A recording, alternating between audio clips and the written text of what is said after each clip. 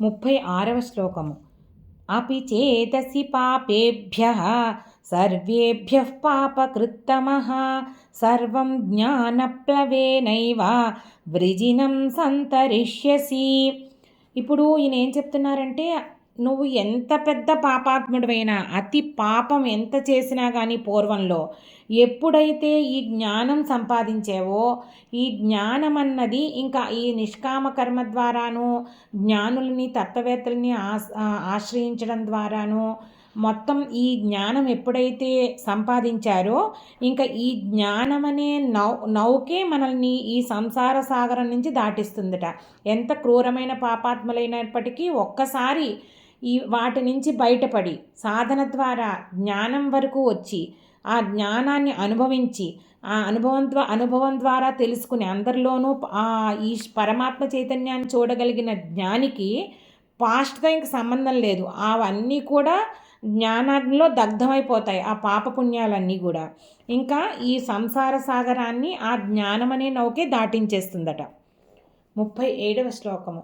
యథైధాంసి సమిద్ధోగ్ని భస్మసాత్ కురుతేర్జున జ్ఞానాగ్ని సర్వకర్మాణి భస్మసాత్ కురుతే తథా. ఇప్పుడు మనకి సమిధులు అగ్నిలోనూ సమిధులు వేస్తున్న కొద్దీ మంట బాగా పెరుగుతూ ఉంటుంది. అలాగే ఎన్ని కట్టెలు వేసినా అగ్ని మిగతా వాటన్నిటినీ కూడా ఆ సమిధులన్నిటినీ కూడా భస్మంగా మార్చేస్తుంది. ఇలాగా ఈ పరమాత్మ జ్ఞానం అనేది అనుభవం ద్వారా తెలుసుకున్నప్పుడు, అభ్యాసం ద్వారా అనుభవంలోకి తెలుసుకున్నప్పుడు జన్మాల క్రితం మనం చేసిన పాపపుణ్యాలన్నిటినీ కూడా అది భస్మం చేసేస్తుందట. ఇంకా ఆ కర్మబీజాలన్నీ దగ్ధమైపోతాయి. 38వ శ్లోకము. నహి జ్ఞానేన సదృశం పవిత్రమిహ విద్యతే తత్స్వయం యోగ సంసిద్ధః కాలేనాత్మని విందతి. ఈ జ్ఞానంతో సమానమైన విద్య ఇంకా ఏమీ లేదట, అంత పవిత్రమైన విద్య. అది ఎలా వస్తుందట? ఎప్పటికో అలా యోగం మనం ఆచరిస్తూ మనం ప్రయత్నిస్తూ వెళ్ళిపోతే, నిష్కామ కర్మయోగాన్ని ఆచరించి ఆ తర్వాత జ్ఞానయోగాన్ని మనం ప్రాక్టీస్ చేసి, అలాగే సజ్జనుల సేవ చేసి, తత్వదర్శనుల సేవ చేసి జ్ఞానాన్ని సంపాదిస్తూ తత్వాన్ని అర్థం చేసుకుంటూ అలా మనం కాలక్రమేణా ఎప్పటికో మన సాధనని బట్టి దాని ఫలితం ఉంటుంది. దానంతటదే వస్తుందట ఈ జ్ఞానమన్న విద్య. అనుభవం, ఆత్మానుభవము, అలాగే ఆత్మ చైతన్య అనుభవము, పరమాత్మ చైతన్య అనుభవం, ఇవన్నీ కూడా సాధన చేయడం వరకే మన వంతు. అవి కాలక్రమేణా దానంతట అదే పరమేశ్వర అనుగ్రహం ఉన్నప్పుడు మనకు సిద్ధిస్తుందన్నమాట. యోగ సిద్ధితో పాటు కాలక్రమేణా ఎప్పటికో మన సాధన పండినప్పుడు వస్తుంది అది. 39వ శ్లోకము. శ్రద్ధావాన్ లభతే జ్ఞానం తత్పరః సంయతేంద్రియః జ్ఞానం లబ్ధ్వా పరాం శాంతిం అచిరేణాధిగచ్చతి.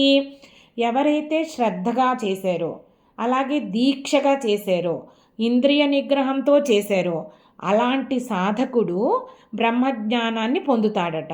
ఈ జ్ఞానం పొందడం వల్ల వెంటనే అతి చిరకాలంలోనే, ఎక్కువ కాలం తీసుకోకుండా అన్నమాట, ఆ సర్వోత్కృష్టమైన శాంతి అనబడే మోక్షాన్ని పొందుతున్నాడట.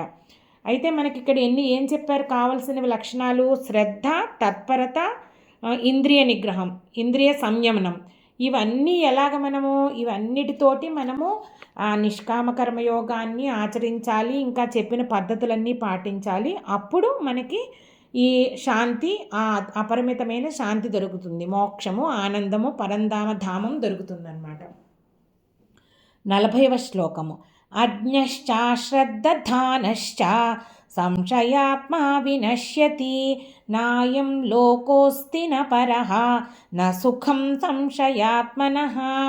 రకరకాల సందేహాలున్నవాడు, అలాగే ఏ విషయం గురించి తెలియనివాడు, అంటే శాస్త్రజ్ఞానం లేనివాడు, లేదా శాస్త్రం తెలిసిన వాళ్ళు చెప్తే వాళ్ళని అట్లీస్ట్ నమ్మకుండా సందేహపడేవాడు, అలాగే అశ్రద్ధ అన్నమాట, అది తెలుసుకున్న విషయాన్ని ఆచరించడానికి శ్రద్ధ లేనివాడు, వీళ్ళందరికీట ఇంకా ఈ భౌతిక లోకంలోనే ఏమీ అస్తిత్వం ఉండదు.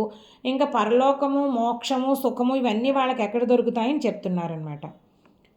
41వ శ్లోకము.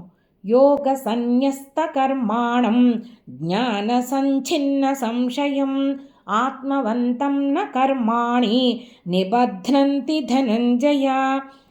అయితే ఎవరైతే యోగం ద్వారా అంటే నిష్కామ కర్మయోగం ద్వారా ఈ సంశయాలన్నీ తొలగిపోయి జ్ఞానం తెచ్చుకుని జ్ఞానం ద్వారా ఈ సందేహాలన్నిటినీ అధిగమించి అలాగే కర్మలన్నిటి నుంచి కూడా కర్మ చేస్తున్నా కానీ ఆ కర్మలకు అంటకుండా ఉన్నవాడు ఎవరైతే ఉన్నారో అలాంటి ఆత్మవంతుడు అంటే ఆత్మజ్ఞానికి ఇంకా కర్మలు ఏ రకంగానూ బంధించవు, ఇంకా అతనికి మోక్షమే ధనంజయ అని చెప్తున్నారనమాట.